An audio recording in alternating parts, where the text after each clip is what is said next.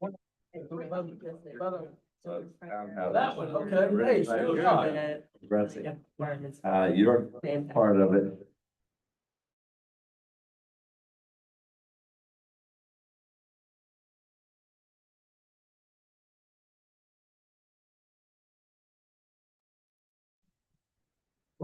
I'd seen the golf course, part of it earlier, on all the trees and stuff. Okay, if the staff is ready.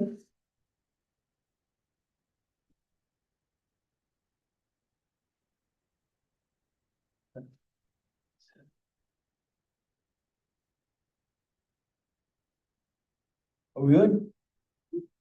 Welcome, everyone, to the March 9 meeting of the CICAC. This is our first meeting of the year for 2026. We've had another change in our membership. You may, I don't know if everybody got the email or not, but Kate Simons resigned. She mentioned a replacement who we do not have here today because they need to be officially appointed by the city of Boise and confirmed by the ACHD board. So hopefully by the next meeting, we'll have that slot filled. And I'm told that staff is working hard to take care of the Ada County and the Kuna vacant seats. See if we can get some more bodies in here to work with us. With that said, we'll start with the roll call. Stephen Booth. Here. Kent Brown. Here. I am present. John Turnipseed. I'm here. Mr. Oliver. Yes, sir. Mike Wardle. Here. And that means everyone that's still on the group, all 6 of us are here. The next item of the minutes will be the minutes of the November 12 meeting. Take a motion or changes or what, if you wish, sir. Mr. Chairman, I wasn't here, so I will not be voting on that. Okay. Motion. Mr. Chairman, I read them. I was here and I see no changes from what I recall, so I would move for approval. I would second that. We have a motion and a second. Who was the second? Stephen, okay. Discussion? All in favor, please say aye. Aye. And the minutes are approved. Being a new year, and since we have annual elections for chair and vice chair, the next item on the agenda is the election of a chair for 2026. This chair will stand for motions. Mr. Chairman, Yes, sir. if the current chairman was agreeable, I would like to nominate him for another year. I'd second that. It would be agreeable. Any other motions or nominations, rather? Hearing none, all in favor, please say aye. Aye. Any opposed? Thank you all very much. We also need a vice chair for 2026. We have a motion. A nomination. I keep getting the two crossed. Mr. Chairman, who is our current vice chair? Oh, Mr. Oliver. Peter Oliver. In that regard, I would also move that Mr. Oliver be retained for another year's service. I would second that if he's agreeable. My only caveat is I'll be traveling a fair amount this year, moving some of my kids around. As long as everyone's okay with that. Staff was very nice to set this meeting between my travels, so we can be accommodating to whatever degree we can. So if that's okay with you, we can look at it that way and just need to work with you in terms of not setting it before you have a chance to say, slide it a day. No problem. Okay. Any other nominations for vice chair? All in favor, please say aye. Aye. Any opposed? So be it. Seconded that. I didn't. Who seconded the motion? Kent. Thank you.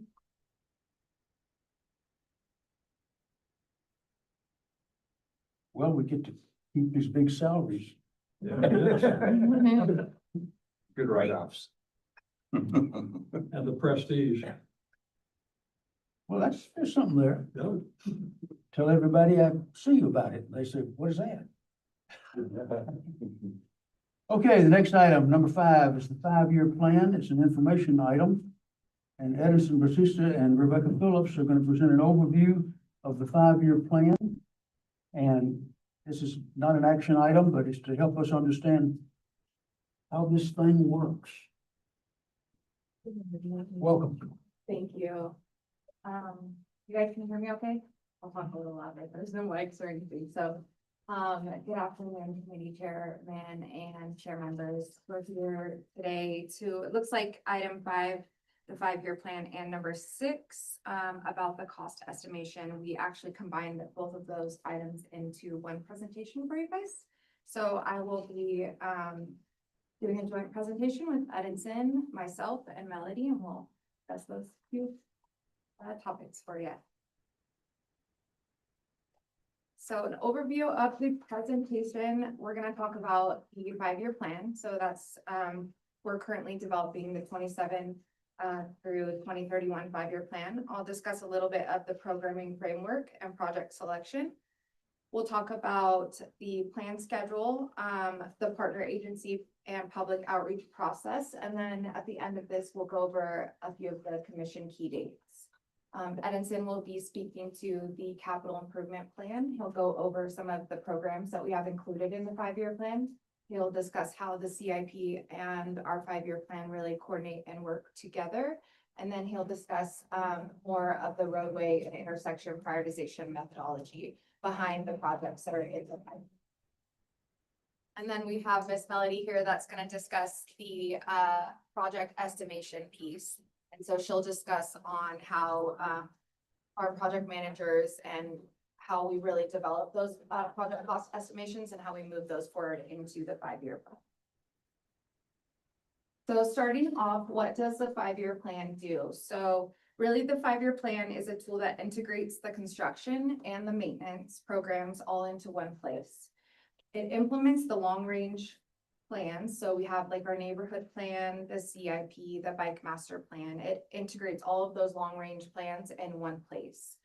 It informs ACHD's future capital budget. So the first 2 years of the plan coincide with strictly with the ACHD fiscal budget year process.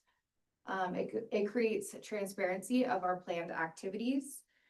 And it is a vital tool that helps us coordinate both internally and externally with our partners and the public to ensure we have good cooperation and communication moving forward.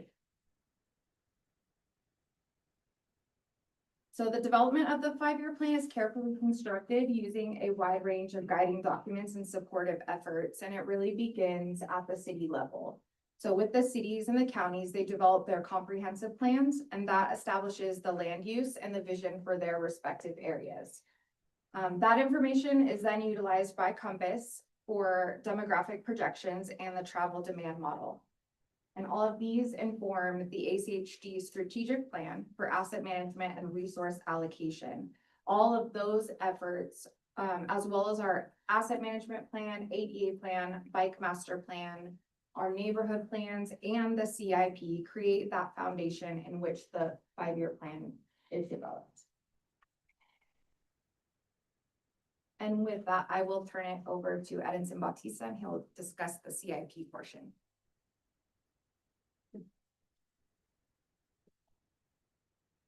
And before we jump to the programs, any questions with respect to the framework and what the 5-year plan is? You might have mentioned, or she might have mentioned it, but so how does this inform or integrate with the capital improvement plan? Yes, so and that will be part of the next couple of slides, but as you can see in the diagram here in the graphic, with the adoption and updates of the capital improvement plan, we identified roadways and intersection projects through that process that allows us to collect and spend impact fees as part of our programming in the budget. So as we start elaborating and creating and determining what project goes into the 5-year plan, we evaluate, and this is going into more into the slide than I wanted to, but we evaluate those projects based on the current funding availability, based on what's available from the impact fees, and then we compare them to the city's priorities, what the CIP currently in which range of the year does the project lands, and then evaluate what project we move forward based on those criteria and factors. So we'll talk a little bit more in the next slide, but I guess All right, no, thank you. this conversation. So with that said, certainly Rebecca spoke on behalf of where many of the projects originate from, both from the cities, from ECHD plans, and then introduced into the many programs that we have currently associated with the 5-year plan. Many of the programs associated with our maintenance components are maintenance responsibilities within the agency. These include capital maintenance, the bridge are 2 major programs within the agency that where we have to maintain our current assets. Then we have the capital investment. That's where the railways and intersection lives, as well as our cooperative projects, where we use impact fee dollars, whether we need to acquire right away, or we need to cooperate with developers to build a specific roadway. That a good example of this is a Lake Hazel improvement between Meridian and Eagle. Those were done through as a cooperative development project. Then we have additional other programs, including environmental, traffic and operations, certainly focusing on those asset management and maintaining the infrastructure that currently exists, both from the drainage perspective, utilities, and from traffic operation. This includes our traffic signal system, equipment, the poles, traffic signals, and those equipment that are required for us to be able to operate as an agency and also keep in good condition, good repair, all the infrastructure that's currently within Ada County and its responsibilities. Then, and finally, safety compliance. That's a large program that focuses on bike pedestrian improvements throughout the county, focusing on safety as well. So previously, in previous years, that was also known as community programs. And then now, and in this program, you will see what is the Safe Route to School projects associated with the BRF funds. Also projects in connection to safe sidewalk, pedestrian crossing, pedestrian ramp improvements, and so on and so forth. Those type of improvement, bikeways as well. So, but for May I interrupt? yes. Safe routes to school. At one point, that was within VRT in some fashion. Well, not maybe I'm missing that part of the history, but not from what since I've been within the agency. Like a couple of years ago, they helped somebody help me. Anybody know? They took it over from somebody else. Maybe in connection to their transit system, that's where those connections. No, it wasn't just transit, I don't believe. Just because the Safe Route to School, as far as I know, it has always been since the BRF, which is the vehicle registration fees, have a component within that ruling that requires ACs to spend a certain amount of money or funds for those type of improvements that approximately about 3.5 million. But that's my understanding since I've been with the agency. Okay. Let me, and this might answer part of it. Originally, Safe Routes to School was not part of the registration fee. The original registration fee that was added was totally directed against bridges. And originated because so many bridges were substandard. And for example, when I was hired in 1991, the Linder Road was totally closed because the 3 bridges on Linder Road between State Street and Chinden had to be closed. So that resulted in passing to the county approving the additional impact fee on registration was only on bridges. the safe route to school.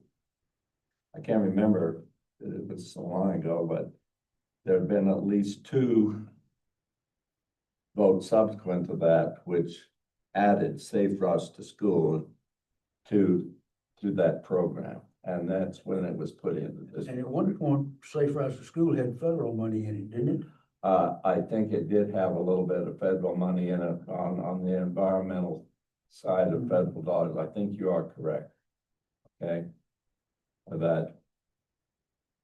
And it doesn't anymore. Yeah, I didn't mean to get this far into the weeds. So anyway, but that's where the safe route to school, it was added maybe 10 years ago when we all voted to renew the registration fees, and it was added at that time. Yeah, from the federal side, it changes per administration and per program. I think that's why maybe there was a state where it allowed us to use growth. There was some of it there. But nowadays, I think we have to use the match and local funds to for a specific. It's within ACHD. Yes, correct.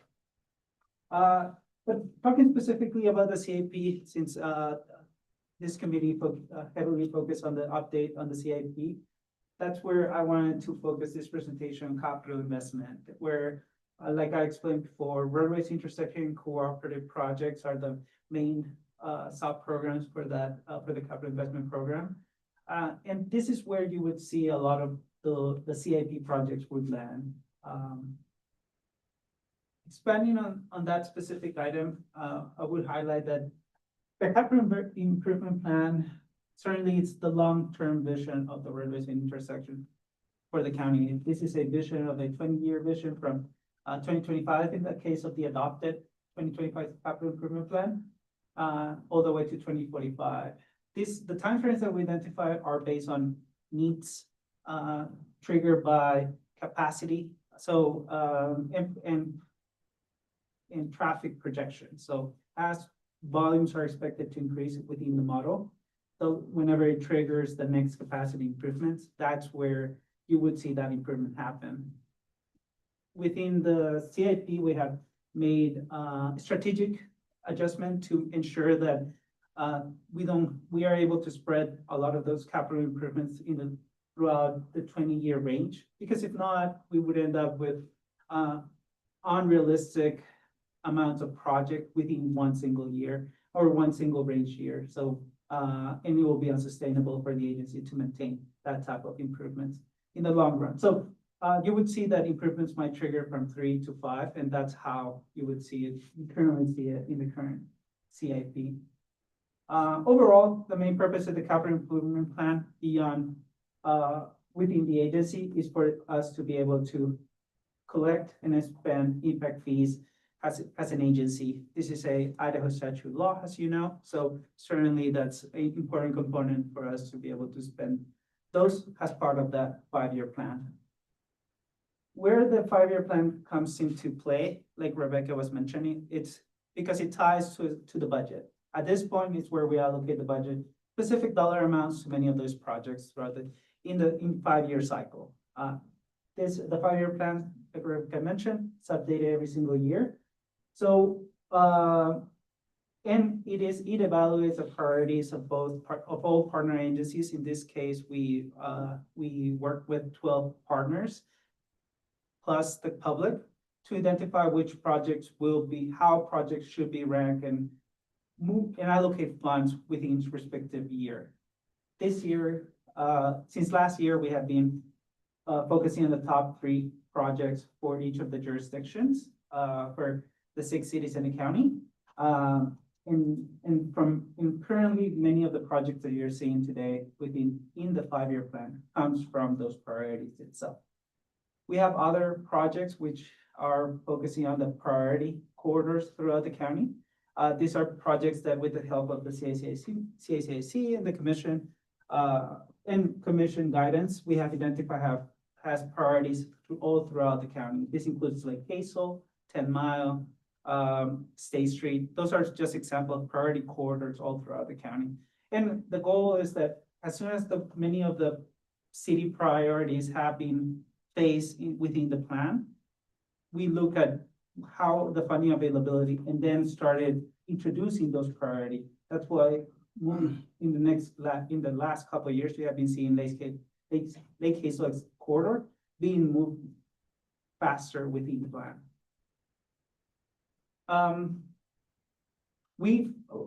As you know, the first range of years of the CAPs are tied directly to the 5-year plan, or at least the 5-year plan that's currently adopted as part of the update. So as we continue to evaluate projects, we look at those projects that are currently listed there and evaluate which ones needs to be improved in the next cycle of the 5-year plan update. Whether they have been necessarily phased out by the priorities of the cities or not, if funding is available, we looked into allocate in a specific year, whether it's for design, right-of-way construction, or in the draft 5-year plan for each cycle. And obviously the project, while the 5-year plan evaluates just a component of all the projects that ACHD manage, which is the capital improvement, we have to balance the projects that we list based on the larger spectrum and responsibilities of ACHD. This includes asset management, like we mentioned. So looking from the capital maintenance, environmental, the bridges, and so on and so forth. So certainly it still represents a large portion of our, the roads interchange still represent a large portion of our investment back to the county, but still we have to balance it based on the funds availability, whether it's impact fees or the local funds and revenues. Yes. How does the time limit for the use of impact fees affect your priority? As you're getting close to the end, do you move it up? So because of the impact fees are not tied to a project, we make sure that if there's available funds, we look at the part, whether it's the priority corridors or the city's priority, to determine if we have enough funds to move projects up or down. So that's a factor that we consider based on what is our current loan balance and also how much we collect each year. Our expectation moving forward is that with the increase of the fee, we will see more capital improvement projects move into the plan, or at least accelerate some of the phases, whether it's design or right away in many cases. So as that increases, the expectation is that we're gonna see some of those projects accelerate. Did we lose much money because we can't fit it into the? So far, we haven't seen that, we haven't seen the return of those impact fees at this point. We have been good stewards of the administration of that fee, and we have been able to spend it in a consistent manner. But, and that's the goal moving forward too. I think we have a lot of improvements all throughout the county that we need to take care of. So I think there's not gonna be a situation where we'll need to reimburse that, or meet the cap of when we have to return those funds. Can I jump in for a second too? In addition to the 5-year plan, we're also spending impact fee dollars on corridor preservation, which is right-of-way opportunities that we have as development comes in. So even above and beyond what they have programmed, Brianne is doing a lot of corridor preservation projects. So we will have years where we'll have higher amounts that wasn't necessarily programmed in anywhere, but development presented the opportunity to get the right-of-way in advance for these projects that are in our 20-year plan. So we haven't run into that where we've had excess impact fees, because this is such a large plan with such high dollar amounts and so many different projects that we need to eventually get done. So we have a lot of opportunities to expend those funds. Thank you. Any other questions on this side?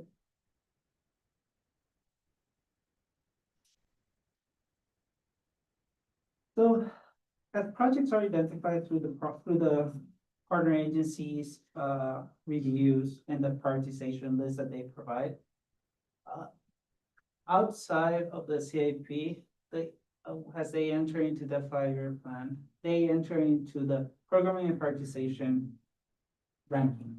Basically, we evaluate based on the criteria that was adopted by the commission in 2022, 2023, and evaluate and update it with the support of our partner agencies. We identify criteria that basically it's a weight system for up to 100 points, where many of the roadways and intersections are ranked to determine their priority. Typically, this is applied to on-program projects. So these are projects that have not entered into the 5-year plan years. And so we try to maintain them as accurate. We are looking to maintain a ranking system for all our database, so we can point out how those projects rank between each other. So many of those rankings include factors or metrics where our priorities for the commission, like for example, projects that are tied to a bridge project, those are always projects that receive a certain percent of points, in this case 5%. Also projects that are improve the LTS or level of traffic stress of the roadway that are tied to either our bike projects, our bikeway network, or our pedestrian network. Those receive additional points. And also how they interact, how do they address congestion? That's another factor that we take into account. You will see from the metrics, there's a lot of emphasis on safety, at least 2 metrics focusing on safety, whether a roadway addresses a high crash location or if it reduces crash injuries from a specific location. Those add points to that weight system.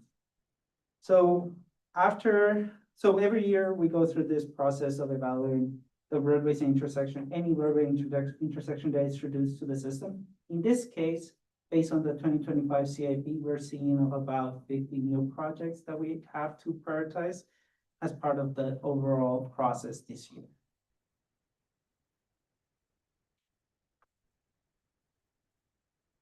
So, and that's the practice that we have continued to apply since I've been working within the agency, making sure that there's a level of data driven to many of the projects that we're moving forward. And also we work with our partners when they request this analysis. We work with them to let them know how those rank within our system.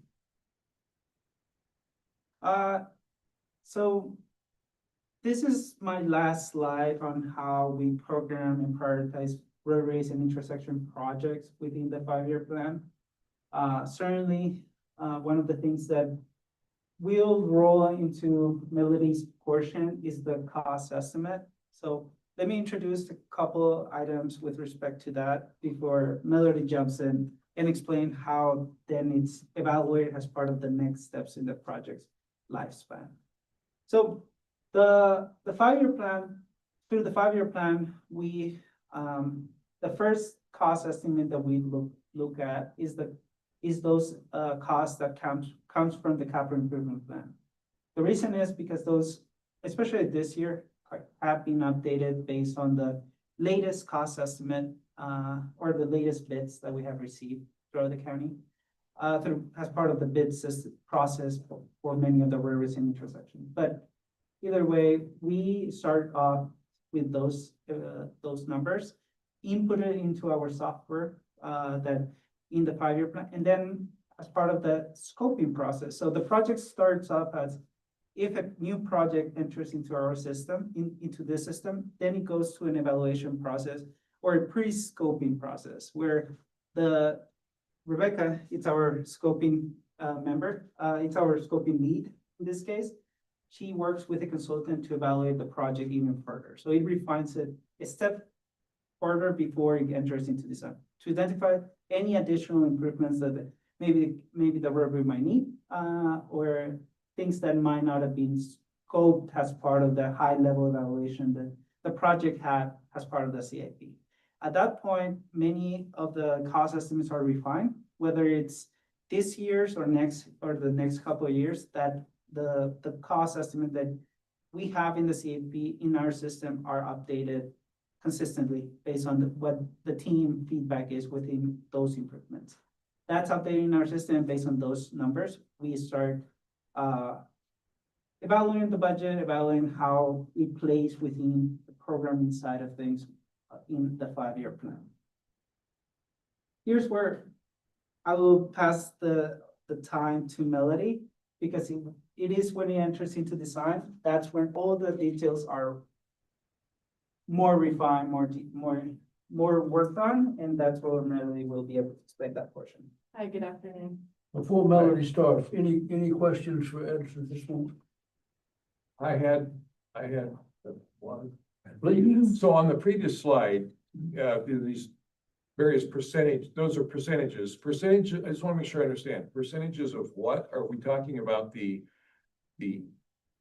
impact fees from the capital improvement plan? No, What are we talking? those are separate metrics that are tied to the 5-year plan itself. So those are updated. So those were factors determined by our partner agency and the commission. So for the roadways and intersection to be weighed between each of the projects. Does that add to 100? Yeah, it's I can't do it in my head. Yeah, it's a Okay, 100. that's 200. Yeah, Okay, yeah. so I That just want might to make make more, sure. that might help What? make more It's a sense. ranking. It's just points. It's just It's points. percentage of the total.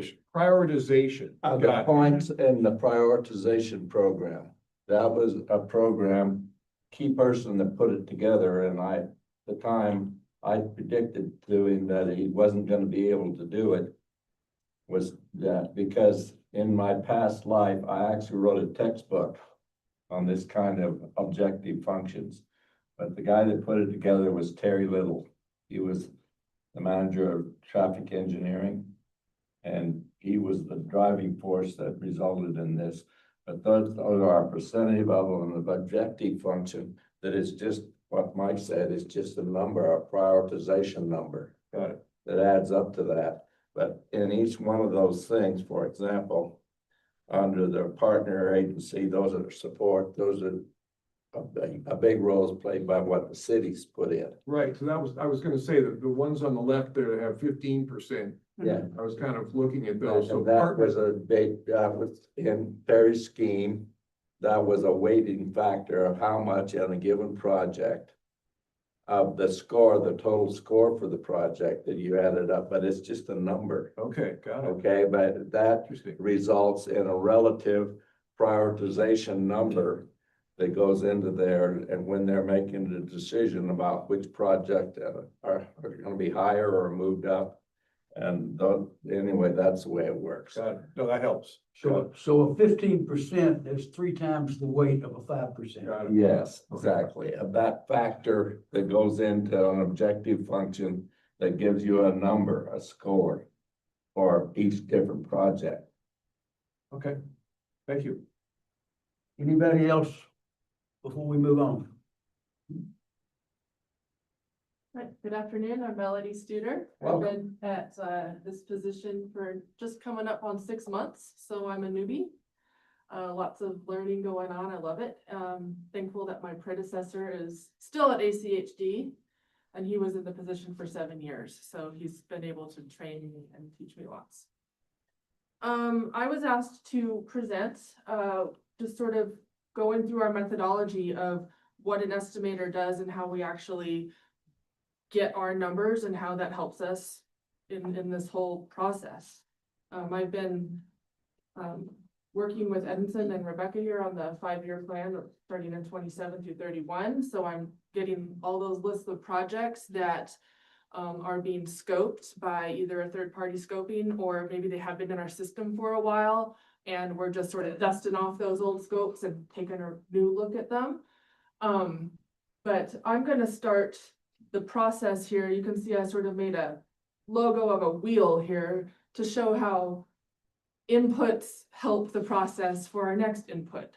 So when we get a project that is going to design, so it has been selected and we are going to hire a third-party consultant to design this project for us. We, May interrupt you really quick. sure, yeah, Does ACHD do any in-house design? they do, yes. And is it based upon the size of the project as to whether you put it out for a consultant or not? Yeah, I believe it is, it's 250, 200,000, somewhere in there. I know that in the short time I've done it, I've worked on several of our maintenance projects are in-house. When we do slurry seals or crack seal maintenance projects, those are all in-house designs when we design the segment and cost estimates in-house. Thank you. So when we hire the consultants, we set up a scope of work with them, and this is largely with the project managers that I work with in our department. But they set up a scope of work as to what they're going to provide for us for that project, and they provide different design percentages of that project. And that can range from a 30% to 75%, 95, 99. There are projects that don't hit all those. And sometimes we go straight into 50%, or sometimes they they skip the 75 and go from 30 to 95. But the point of this is that at each design phase, those consultants provide plans and concepts for us, as well as a cost estimate from that consultant. Now, my job is I take their bids or their estimates, and I look at it based on our database and our data that we have, because we have an in-house database that is growing per project, because we have inputs coming in from each project that I upload when we get bid results. So as you can see, the 30% design is when we first sort of see a project, and we're still working out some, do we need all this stuff? Maybe we need to look at the sidewalk widths, or we need to add a railing here. That's where the contingencies come in. So a 30% design, we'll have a higher construction contingency. We usually have a 20% at that point. And then we look at it, we provide comments. There's project meetings that happen during these windows with all the designers and utility and myself and other PMs and other stakeholders in these projects to maybe, oh, hey, what about this? What about this? And that's why the projects change, and we need to have these meetings and contingencies available. And then the 75% will come in, and I'll look at the bid items, and I'm looking at individual line items. So think about a list like asphalt per ton. How much is it per ton? Like, that's the level of detail. Each item, what kind of railing, what kind of curb, what kind of median, that kind of stuff. And they have a cost, but I don't just say, oh, yeah, that's it. I look at my database and look at the last 3 years of data that I have for that item. I maintain that database, so I'm able to go and look at what's our weighted average for asphalt over the last 3 years, and see if, I can filter these averages based on years. So if I just want to look at this last year or the last 2 years or 3 years, based on how much data we have for that line item, it's important that we have a good data set, right? And also quantities, because quantities affect costs a lot in certain items. If you are doing 50,000 tons of asphalt, that's going to cost a lot cheaper than if you're just grabbing 100 tons. All right, because as you'll probably understand, bulk is cheaper in most things. So, If I may, please. when you're fixing to put a project out to bid Yeah. on Monday, you have an estimate. Mm-hmm. That estimate started with the consultant, if it's a large enough project. Yeah. And you've been looking over their shoulder the whole time and discussing yes, no, maybe with the individual items. Yeah. And so whose estimate is it in the end? Mine. No, that's okay, that's Yeah, fine. yeah, no. It's ACHD. We use ACHD. Okay. Yeah. And someone's looking over my shoulder. I'm not, No, that's fine. It goes to management too, to make sure that it's good, and it goes to other, construction people that make sure that the quantities are correct and the estimated man hours for flaggers is appropriate for the project, like, there's Okay. those checks in Okay, there. but it's ACHD's estimate in the end, that's the. In the end, yeah, The number when it hits the street. yep. Do y'all give that number out? So, yes, but It's always been a question among projects as to whether you do or don't. yeah, And all engineers and consultants will argue back and forth as to whether or not giving it out is better than not giving it out. it is my understanding. So I can help answer that question. So as soon as design is completed and enters the next phase, which is right away construction, we have a pretty good idea of how much the project will cost. At that point, we entered those new updated numbers into the 5-year plan system. So we can plan accordingly based on what those estimates are. Keep in mind that these are still, 100% they have been refined to the cost at that moment of time. When it hits the bid process for construction, that's where it could change the value based on the market at that time. Yeah. And that's where Melody will provide that information. But for the most part, where you would look for those costs would be the 5-year plan in this case. Or at least that average Yeah, I ballpark. think you're up here and I'm down here on the street with the contractor and bidding the project. Yes. Um, And in the past, it was even further refined, because we used to display design costs, right-of-way costs, construction costs, each of those phases itemized. So it was, when design was completed, you even had a more refined construction estimate. But since 3, 5, 4 years ago, we moved to a total lump sum of the total cost of the project for the public, since that's what the public would be interested at the end of the day, so. And you're saying this is what you're putting in the 5-year plan? Right. It's just one cost for the public to see for all the little components. A higher level. Yeah. cost. Yeah. I think you may have been referencing like the itemized individual. No, That comes out- And I don't want to beat this horse too much. I was talking about, do you tell bidding contractors Mhm. your estimate is $1.3 million for this project they're gonna bid? Or not? Because I don't believe by law you have to. It is my understanding that not line item yet, that Correct, is correct. unleashed at the bidding Correct, the result, total. but the total is available on our website. Okay, just So it's curious. in I the mean, 5-year plan. Yeah. Yeah. So it's get available. back on the 5-year plan. I'm out here fixing to build this thing. It's not only available in their 5-year plan, but it's available in the budget that they're working Yeah. on. Yeah. If you go in on a specific project, not the real small projects, but the bigger ones that are listed in that, they go into that, that's where they get to feed the data to that. Yeah. So that's where they can go and see what the highway district was estimated at the time that they put it in the budget. And through the 5-year plan, it's sort of a cycle process. Every time it hits a phase of a project, it gets updated in the 5-year. And that's why we always come back to the 5-year plan until construction takes place, because those numbers keep updating every single cycle as it hits the year within the plan. Historically, a lot of the consultants and contractors have waited for our budget hearings. And they've waited for those hearings to see if the budget's adopted. They'll go in and see what new projects are listed there and what we are estimating for that total cost. And that's really their giveaway for how much we're budgeting, right? Yeah, thank you for the questions and comments.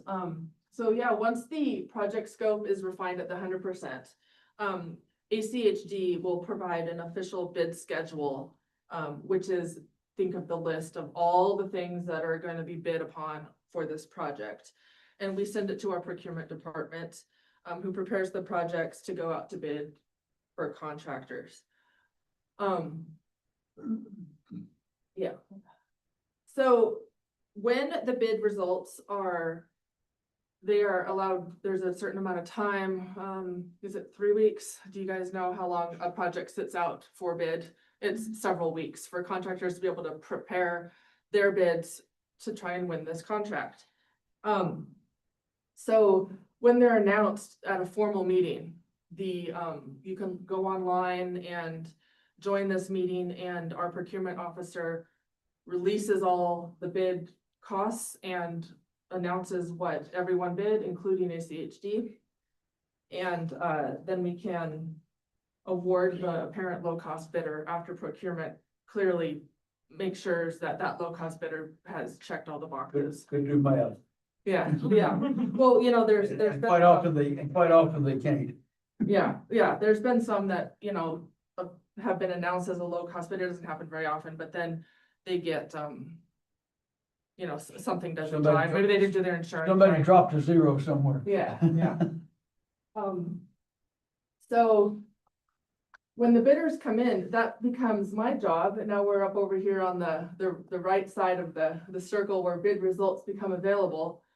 I download all those, prepare them into a template that then can be uploaded back into our database for new and updated information, because that's what the database and how we create the cost estimates are built on, is past bids, right? So it actually helps grow our database and what are people bidding on these things as of now. So then it just goes in, and the next project that we get, when I have to estimate something, that has a pull. Now, albeit our database is so large, if we're looking over the past 3 years, it's just a little pull, but it just continues to grow. And that's sort of the process that I'm learning that we use to get those numbers. And additional things to consider as I'm learning this process is several unit costs are quantity driven. So we have to be careful about that and make sure we're filtering by an appropriate, you know, quantity, because once you get to the low quantity amounts, prices can really spike and make an unreasonable estimate. Price of oil, you gotta look at that. You gotta make, you know, like we Like did every this. 20 minutes. No, I got a lot of things going with that right now, but, you know, hopefully it doesn't spike back up for too long, or maybe stabilizes, I don't know, we'll see. But that will affect clearly asphalt and different mobilizations, or, you know, things with diesel. And contractors don't necessarily give you their real number. The real is the bottom total, but sometimes they don't wanna know, they don't want Acme to know what they're bidding for this particular item. Mhm. If you're speaking to lowballing or something like that, like Yep. they're gonna put in a low number to win the bid, but that's, you know. Well, and they shuffle numbers within the bid sometimes. Yeah, They put higher numbers in on things, I'm going where we shouldn't go, put higher per unit prices in on things that they fully believe are gonna be change ordered into greater quantities later on in the job. yeah, that'll come with experience of it- me understanding that. It's, but, it's a yeah. game. Yeah, I mean, It is a game. and then they don't want the other bidders that they work against all the time to know what their real cost of so-and-so is. Yeah. I don't envy Yeah. your job. It's fun. I get to play with numbers, and I get to touch almost every project ACHD has. Another, you know, thing we gotta consider is inflation. I didn't include it in my slides, but I have I took a little screenshot of national inflation since COVID, and it was down at 1.2, spiked to 8%, and now we're riding the downhill from 4 to 2.5. So, you know, I gotta keep that in mind when we're looking at the last 3 years. Sometimes I cut it short, even shorter, to maybe 2, to cut off some of those higher prices that really aren't relevant anymore, if it's appropriate. Also, as part of an evaluation process, my last little bullet point down there is we evaluate percent cost differences in several common bid items over an entire fiscal year, to evaluate trends and some other things that might not be visible if you just are, you know, not taking the time to look at what's the percent difference in something like concrete sidewalk or asphalt or things, and over the years. And so we do look at that too, so. Yeah, I'm standing for questions. I can go into more details. I hope that answered sort of the process that I'm learning. It's been fun. Stephen, I think you were the one that asked for this. If I remember. Any questions? No, this is very helpful. Yeah, Thank yeah. you. I will add that the database that we maintain every year, Mhm. as soon as we enter into that cycle of updating the capital improvement plans, that's the database that we look at when we estimate those capital improvement projects. So that's why when in, like, for example, 2020, those trends that we saw with the cost estimate came from 3 years back. So 2017, 2018, 2019, rolling into 2020. And probably that's why a lot of those estimates are way lower than what current costs are today, right? So with this 2025 CIP update, we're seeing more in alignment, costs more in alignment with the current market, even when it can change from one year from another. But that's why later on, as part of this process, those cost estimates continue to be refined from the project management side to reflect what those what the market looks like, how those costs are being changed, and so on and so forth. Now we're seeing a lot of low bids recently, so it's good because we get to, maybe add some more projects or whatever and do more work, but we're evaluating the why as well. We're not just going woohoo. I want to know why. They're hungry. Yeah. I bid a project in Ferdinand, Idaho in 1994 or 5. We opened the bids in the yard. Mm. We had 14 bidders and all but 2 had Ada County license plates. There was no work down here. They were desperate and hungry. And we ended up repaving the entire town with the money we had left over. Yeah. It was a water job with a water tank and water lines. And it was like, you couldn't get them in the little one-room city hall. Personally, just a little thing that I've learned that I'm watching is the biggest hit, I think, right now for some of the large percent differences is in mobilization. And I don't know if that's because oil was going down and gas was going down. But we typically conservatively bid 10% mob. Sometimes higher if the project was federally funded or far away or in a place that's difficult to get. But I was tracking mob percentages of the bidders that we were getting, and they're down in the 5 to 7%. Because that's a big chunk of change to take off and win a bid. Sure. If you're taking off hundreds of thousands of dollars. Yeah. So looking at that. Melody, what do you use for a contingency estimate? For which percentage? Because it changes. The bottom, the number right before the total at the bottom. Well, at 30%, we're at 20% contingency. And then when I get to 75% design, we're at the 50. Well, right before you go to bid, you've got a contingency number. It's. No. Construction. No, Mhm. you're bidding to hard quantities. My understanding. That's what it looked. On the bid schedule. On the bid it's hard- schedule, I don't have a contingency. Except for that's what she's saying, the one thing and that hasn't changed since I retired. The one big thing where the contractor can vary from the other, all other than mobilization.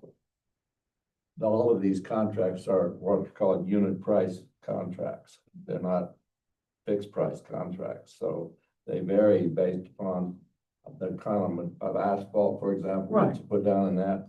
But mobilization one is one which what she's saying is they're reducing that right now because they're hungry.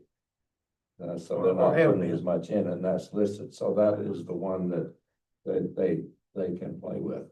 There's also contract amounts, mobilizations lump sum, and there's, the unit costs. Exactly. But there's a few items that I'm getting used to seeing as what we call contract amounts. Whereas, the bid on it is $1, the quantity is something like 10, 20,000 of what have you. Right. And the contractor is able to to charge to that unit as needed for the project, so it provides some contingencies there. Let's see, what's one that's a good example? Maybe there's some in some traffic control planning. I was fixing to ask you, how do you estimate traffic control? Yeah, I think I've seen it pretty recently as a contract amount where we put in something like 10,000 or Yeah, project appropriate. their bid is lump sum amount Well, for traffic control. yeah, that might be it. They don't give you a number of people come. That's No, correct. hourly wage. Fun and games. Edinson, thank you guys. Thank you, ma'am. That was very good. We appreciate it. And for the last 5 minutes, just wanted to wrap up with an overview of our schedule, what we have done so far for the 5-year plan and our coming task. So this is what our typical 5-year plan schedule looks like. Typically, it starts off in January with a kickoff with the commission and our partner agencies, rolling directly into public outreach. This is currently ongoing. Well, we already closed the public outreach, but the partner agency outreach is currently ongoing. We're requesting those priority lists from each of the cities by mid-March. And then at that point, by May, we will be presenting all the findings to the commission with respect to public outreach, partner agency review, and so on.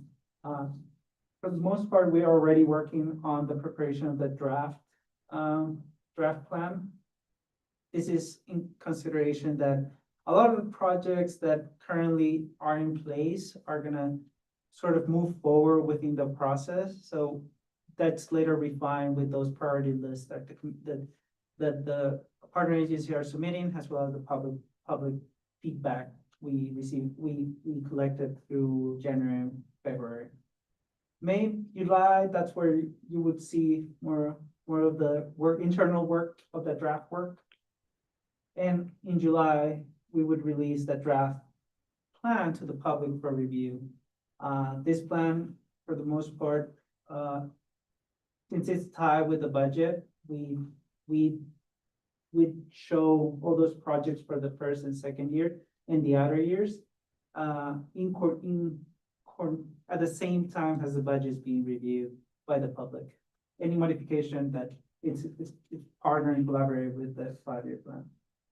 The budget's adopted in August, and on September, we come back in front of the commission for pre-adoption and an adoption hearing, which typically takes place by the 4th Wednesday of that month. Like I mentioned before, we completed the initial gathering of feedback for the outreach from January 22nd to February 19. This focused on a lot of the projects that we have identified. As an agency, we have over 1,300 projects in our database.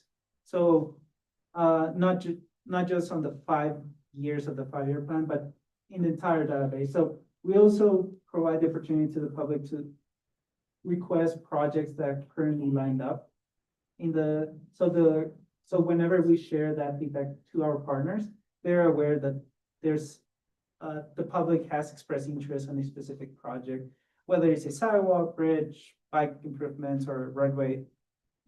Just to give you an example, this year, for example, Palmer and Highway 44 was a big project that was requested by the community and that was shared with the city and is being highlighted as part of this process. And overall, we received, so just to give you an idea of what that outreach looked like, we received over 820 projects total, comments total. This included new ideas, comments with respect to existing projects, and so on. Whoa, so much animations. And then we have the key dates, just going back to that schedule for the committee to be aware of. July 15, that's one of the big dates for us where we release the initial draft. Then August 26, when we present the budget for FY 27, 28. And finally, September 23rd for that 2031 5-year plan adoption hearing. And any questions? Mr. Chairman, just go back to that schedule for just a moment. For instance, you have your initial draft July 15th, our meeting is June. Would we have seen in June, would we have seen that initial draft? Not yet. At that point, we are still working. Because candidly, our next meeting is essentially at adoption, so it's suggesting that in our process here that we would not be seeing that until it's almost done.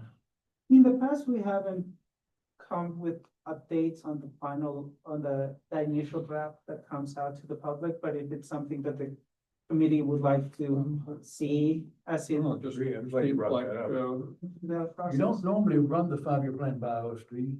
Not typically, Hmm? but it is something that if the committee wants to see it. Well, I get the information and We I looking usually, for work? well, I usually get the information and I review it, and sometimes I have comments and sometimes I don't, but, it just seemed that if there was any information that, would be helpful for us at least to understand and make comments on that, our schedule doesn't quite jive with that schedule. Yeah, this schedule was done more in terms of the calendar than it was in Yeah, I understand where it that. fell. But it just jumped out at me that, Yeah. we really won't be seeing anything until essentially it's done. We could certainly get it, I mean, if, we can certainly get it without, well, I get them anyway, but I just, certainly there would be no specific discussion in the group, but I don't know, maybe it's not, Schedule an additional meeting if you'd like. We're happy to schedule an additional meeting. I thought you said, thank you. We could do that. if necessary, I guess. Edison, could we get it when it's available? Yeah, absolutely. The initial draft, it's dated July 15 there. Have it sent out to the members and do it with a cover note that says for your review, et cetera. And if you would like to have a special meeting to discuss it, That's a good idea. let's talk about it. That's a good idea. Thank you. Yeah, that'd be fine. All committees, including the CICAC, is part of our master email list where we inform or let the communities know that this is ongoing. So certainly we'll make sure that they're part of it. And also we'll work with Brianne and Megan to get it out there directly to. Yeah, we're not telling you that we want to, Yeah. but we'd like to have a chance to have an opportunity to. Okay, Mr. Chairman, yes, sir. when you'd want to have it, that draft is available. Let's assume it comes on time, July 15th. And let's say that we got it within a week, okay? Then if we really wanted to have a meeting, we could have it in the first part of August. Or may even make the last week of July. May. You might, but I don't know if it's necessary, because then they're gonna have their hearing on it on the 26th of August. Third week of August, yeah, we could meet the first part of August Yeah. to make our notice requirements, And so. it may not be necessary, but at least. I don't know, that's a good idea. Yeah. I would like that. We won't set an extra meeting at Yeah. this point, let's see what, Yeah, that's a Yeah, good yeah. idea. Very good. any other questions? Do we have any other questions about how the CIP and the 5-year plan work together? Was that clear enough in the presentation or any follow-up questions on that? Only to this point, stay tuned. It's a work in progress. Yeah. Mr. Chairman, one other thing, could you make this slide presentation available to us? Yes, yeah. Thank you. That was good, the whole thing. Thank you. Excellent. Yeah, did really simple.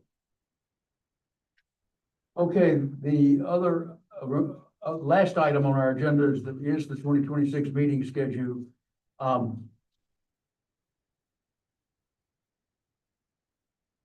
It's not frozen, I mean, it's not set in stone, should we have a need to look at it, but at least you got it. Yep. To see what your current family schedule is to this schedule. September in college maybe, We're through college, or you through college? now residency, med school. So you're gonna offer that, tell them to come see you when you got your. Yeah. I'm still driving U-Hauls. Okay. Nothing else on the agenda, anything from any of the members? Question. Yes, sir. If we could go over the update of jurisdictional review again, it's been a few years since we've done it. It just shows how the money is collected. May I have this to talk? Oh, yeah. About, okay, we'll talk. Yes, I'd be interested to see how we're doing, anything else? or the minions send their money to Boise. Do not get away, Rebecca, I need to talk to you, please. Oh, okay. Good, it's okay. If there's nothing else, Chair, stand a motion to adjourn. We'll move. A motion, do we have a second? A motion and a second, no discussion, all in favor, say aye. Anybody wants to stay? We're adjourned, thank you all. I'll be the medical